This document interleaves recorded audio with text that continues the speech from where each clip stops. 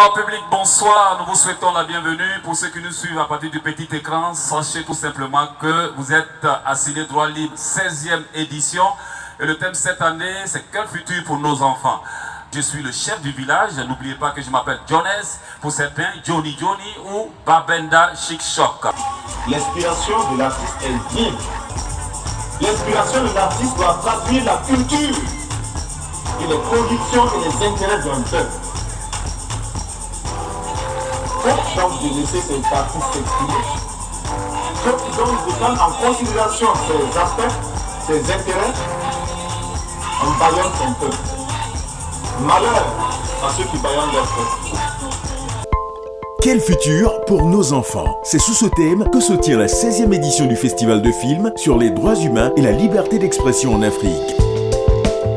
Du 4 au 11 décembre à Ouagadougou. Ciné Droit Libre 2021 est placé sous le coparrainage du rappeur Youssoupha et de la légende du reggae africain Alpha Blondy. Ciné Droit Libre, c'est une semaine de projection de films, de débats, des masterclass, des expositions, des espaces enfants et bien d'autres activités sur plusieurs sites à Ouagadougou. Ciné Droit Libre, c'est aussi le village du festival, riche en couleurs avec projection de films, humour et concerts live. Ciné Droit Libre, c'est également une collecte de vivres au profit des déplacés internes du Burkina du 8 au 11 décembre 2021 à l'espace Gambidi et au village du festival. Venez vivre des moments forts avec des films inédits, des invités de marque et des débats animés. Ciné Droit Libre du 4 au 11 décembre 2021.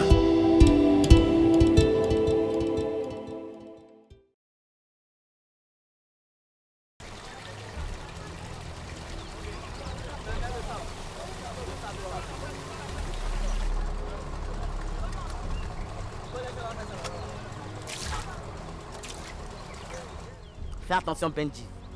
Ce matin j'ai entendu dire que tu es pantoufle.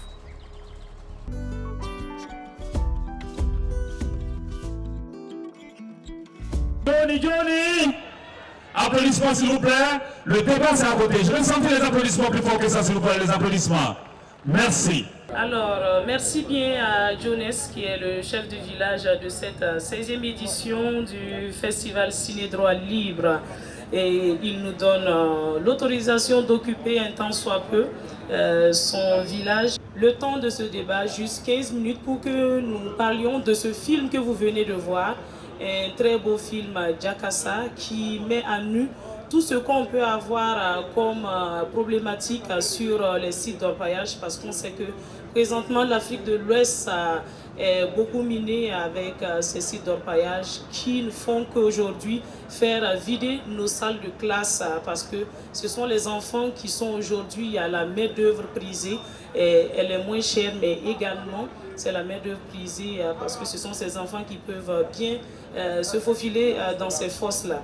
Et pour en parler, je suis avec des invités. Abdou Gafar Rwamba, et il est de l'ANEMAS, il est directeur de l'encadrement technique. Et il n'est pas seul, il est avec un de ses collègues, Bertrand Tiendrebego, qui est directeur de suivi de l'environnement et de la réhabilitation et des relations avec les collectivités territoriales. Et je vous rappelle que l'ANEMAS, en fait, c'est l'Agence nationale d'encadrement des exploitations minières et semi-mécanisées. Et nous aurons également un regard féminin sur le sujet avec Fatima Tassawadoro, qui est de l'Association des femmes du secteur des mines. Merci d'être là et juste on va faire le tour de table pour que chacun puisse nous donner un peu sa réaction par rapport à ce film que l'on vient de voir. On va commencer avec M. Tiendrebego. Ok, merci beaucoup madame. On va donner la parole. Je tiens d'abord à féliciter Ciné Droit Libre de nous avoir invités, de permettre de pouvoir présenter l'ANEMAS à l'exhibition.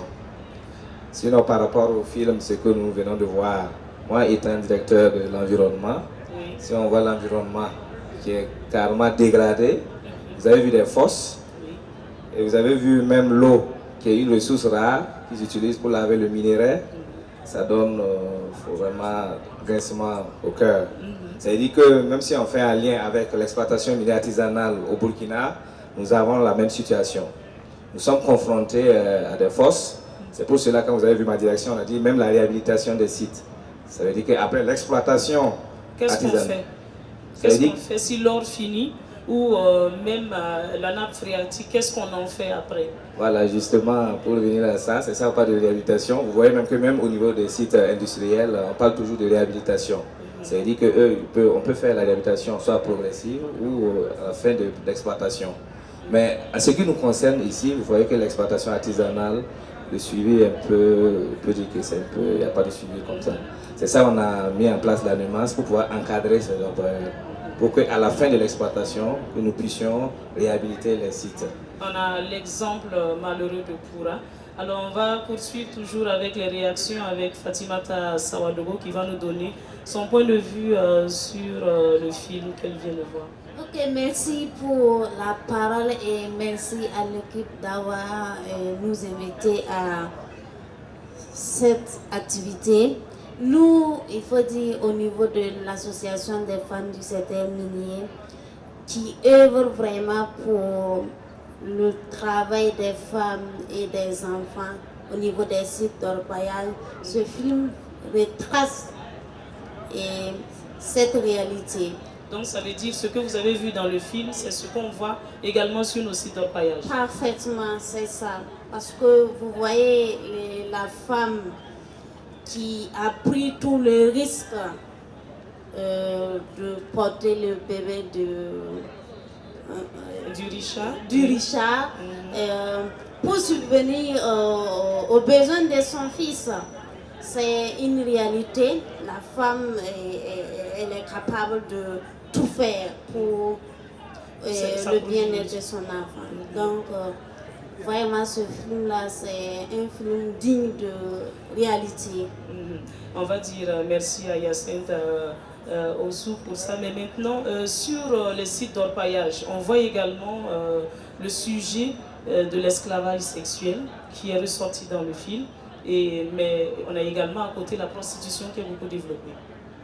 Et vous, à votre niveau, quel est le constat? Il faut dire que le constat est... C'est désolant. C'est triste. C'est triste parce que au niveau de l'orpaillage, c'est des choses qui sont toujours d'actualité. Même pas au niveau d'orpaillage, même au niveau des industries, sociétés minières. Ah bon? Les alentours? À l'alentour, bon, il n'y a pas la prostitution en tant que telle, mais il y a cette forme de violence pour les femmes. Mais là-bas, c'est un peu plus ou moins encadré comme c'est... C'est un peu voilé. Oui, c'est le terme. C'est un peu voilé. Okay. Jusqu'à preuve qu'il y a des femmes qui n'arrivent pas à supporter, elles sont obligées de se retirer du milieu.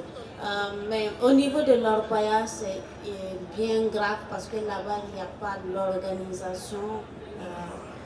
C'est la jungle entre griffes. Ah bon? Donc c'est chaud là-bas. Ah. Mais alors merci bien Sawadogo, vous allez passer le micro à monsieur Gafar pour qu'il nous donne également son point de vue sur ce film. Ok, merci. Je vais emboîter le pas à mes deux prédécesseurs pour féliciter les organisateurs de Ciné Droit Libre. Je pense que vraiment c'est une réussite. Et le film, c'était de très bonne facture. Je dirais que c'est pratiquement la même situation qu'au Burkina. Bon, les éléments qu'on peut relever tout de suite, c'est quoi? D'abord, le travail des enfants. Voilà. Deuxième élément, la traite des êtres humains. Voilà. Ensuite, on a l'usage, la consommation de la drogue. Les stupéfiants. Voilà, les stupéfiants. Il y a la violence et qui peut justement glisser progressivement vers le terrorisme. Et tout ça, c'est ressorti dans ce film.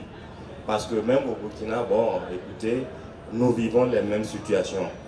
Je vais juste donner un peu, disons, la situation de l'orpaillage au Burkina. Oui. En 2018, nous avons réalisé la cartographie des sites d'orpaillage au niveau de l'ANEMAS. on n'avait pas pu visiter tout le territoire burkinabé pour des questions sécuritaires. Oui. Voilà, mais de ce que nous avons pu visiter, on a obtenu plus de 800 sites d'orpaillage. Donc ça veut dire au Burkina, on a 800 sites. On a plus de 800 sites C'est plus. orifères artisanaux, des sites d'orpaillage. Et parmi ces plus de 800, il y avait plus de 600 qui fonctionnaient, qui étaient des sites fonctionnels. Donc, c'est vous dire que pour pouvoir encadrer tout ça, ce n'est pas une mince affaire. Et parmi tous ces sites, au jour d'aujourd'hui, ceux qui sont officiellement reconnus, qui ont des documents, on a à peine une vingtaine qui sont toujours valides. Je ne sais pas si ça relève de votre ressort. Est-ce que le film a présenté que ces sites qui ne sont pas connus, il y a le site qui n'est pas connu, mais il y a un propriétaire, mais est-ce qu'on a ces cas au Burkina? Exactement, c'est partout pareil. Ça veut dire que même s'il n'est pas officiellement reconnu, il n'a pas redemandé un document, il y a forcément des gens derrière ça. On a des gourous derrière. Voilà, on a des gourous derrière. On a même des sites au Burkina ici où avec moins de 5 millions, vous ne pouvez pas faire un trou. Parce que là, ils vont jusqu'à plus de 100 mètres, 150 mètres pour trouver le minerai. Donc ça demande beaucoup d'investissement. Donc, pour la question des enfants aussi, je pense que quand on prend les différentes statistiques des études, il y en a qui sont entre 10 à 20% de proportion d'enfants sur les sites. Et les âges? Maintenant, pour les âges, bon, généralement, c'est à partir bien sûr de la dizaine. Voilà, parce qu'avant ça aussi, ils ne peuvent pas faire grand-chose sur les sites. Mais la loi au Burkina interdit le travail dans le domaine là, lorsque vous avez moins de 18 ans. Ok. Voilà. Mais aujourd'hui, on voit des enfants de 10 ans sur les sites d'orpaillage. Oui, on peut en trouver. Maintenant, ça dépend un peu des branches d'activité qu'ils pratiquent là-bas. Et également aussi du fait que les sites sont désordonnés. Sinon, par exemple, nous, au niveau de la DEMAS, ce que nous faisons, c'est d'organiser les sites en zones différentes. Quand vous arrivez, que vous ayez la zone où on extrait le minerai à part, là où il y a les trous, à une certaine distance, on puisse installer la zone où on va faire le traitement. Donc ces deux zones-là, en principe, on ne doit pas voir les enfants là-bas, ceux qui ont moins de 18 ans. Maintenant, une troisième zone qui va être ce qu'on peut appeler le camp. Voilà, en tout cas, la zone où les gens habitent. Voilà, ils font le commerce, voilà, les coiffures, tout ce que vous voulez. C'est une autre vie qui se développe là-bas. Exactement. Généralement, on a de petites villes ou de petits villages juste à côté. Donc, si c'est bien organisé comme ça, c'est plus facile d'empêcher les enfants, voilà, d'accéder à ces sites. Je vais ajouter aussi le fait qu'il existe une carte actuellement au Burkina. Pour pratiquer l'activité d'orpaillage, vous devez être autorisé. Et cette autorisation, c'est une carte qu'on appelle la carte d'artisan minier. Et ça, c'est délivré aux personnes qui ont plus de 18 ans. Ah bon, plus de 18 ans. Ça veut dire, si j'ai 19 ans, j'ai l'argent, oui. Je peux prétendre être...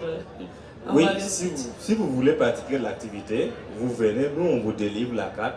Et avec ça, vous pouvez aller pratiquer l'activité. Et on sait également, dans le film, il est ressorti qu'il y a tellement de problèmes autour des sites d'orpaillage, notamment les villages qui sont à côté, qui sont beaucoup plus touchés. On a vu un village qui s'est révolté contre l'orpaillage parce que tout repart ailleurs, les villageois restent pauvres. On a le cas également ici au Burkina, n'est-ce pas? Vous avez... Oui, allez-y. Oui, je vais juste commencer. Mon collègue va compléter. Oui, il y a des cas comme ça qu'on rencontre et souvent ça amène des conflits entre ceux qui travaillent sur le site et les villages. Mais au niveau de la NEMAS, voilà, on a essayé de mettre en place des mécanismes que mon collègue va compléter. Ok, merci. Dans ce sens, on a mis des mécanismes en mettant en place la charte. On parle de charte communale, c'est-à-dire que c'est un document qu'on met en place avec toutes les parties prenantes dans l'exploitation minière artisanale. C'est-à-dire tous ceux qui travaillent sur les sites, même les autorités, on met en place la charte. C'est-à-dire que c'est un document qui permet une exploitation minière artisanale apaisée et profitable à tous. C'est-à-dire qu'on dit, voilà, par rapport au nombre de minerais, comment faire pour que chacun puisse avoir son compte. C'est-à-dire on peut dire que par exemple le propriétaire terrien a 30 de sacs, Parce que vous avez vu qu'on prend des terrains où vous faisiez l'agriculture. C'est ça. Voilà, donc on peut se dire que voilà, comme c'est son terre, voilà, vous avez tant de sacs, la commune a tant de sacs et l'exploitant aussi a tant de sacs. Donc ce mécanisme déjà permet déjà à ce que la commune puisse profiter. Donc il y a eu un peu de changement pour permettre également aux populations locales de bénéficier des retombées des sites de paillage. C'est ça. Mais est-ce que véritablement ça part là où il le faut? Parce que on a vu malheureusement le cas d'Inatan où des hommes armés ont tenté de prendre ce site-là. C'est ça. Bon, pour ajouter à ça, on a même fait un document où on a montré la contribution même de l'exploitation minière artisanale au développement local. Et là, on a trouvé que même les artisans miniers aussi apportent beaucoup. Construisent des écoles, des CSPS, font des forages, construisent même des mosquées. Et on a essayé de faire le point pour montrer aussi que l'exploitation minière artisanale n'est pas néfaste à 100%. Voilà. Alors, et pour ajouter un peu, j'allais revenir un peu concernant la violence. Oui. Voilà. Actuellement, la Banque mondiale nous appuie par rapport à un projet pour faire une étude, parce qu'au niveau de l'artisanat, il y a peu de statistiques. Au niveau de l'exploitation minière artisanale, il y a peu de statistiques. Donc la Banque mondiale nous appuie pour faire une étude sur la violence et le genre dans les mines. Okay. Voilà, c'est-à-dire qu'à ce moment, même le travail des enfants serait pris en compte. Les violences sur les femmes, surtout le genre femmes. Oui. Voilà. Donc on aura vraiment des données. Vraiment des données. Et je pense que le bureau d'études est déjà sur le terrain. Okay. Voilà, donc très bientôt on aura pas mal de chiffres sur ce domaine au Burkina.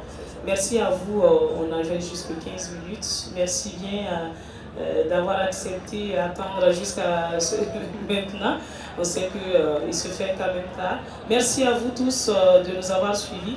Sachez que demain on aura encore pas mal de débats. Il faut y participer, c'est important pour tout ce qui est de la citoyenneté. Merci et à bientôt pour un autre numéro. Droit Libre TV, la web télé 100% droits humains, 100% liberté d'expression.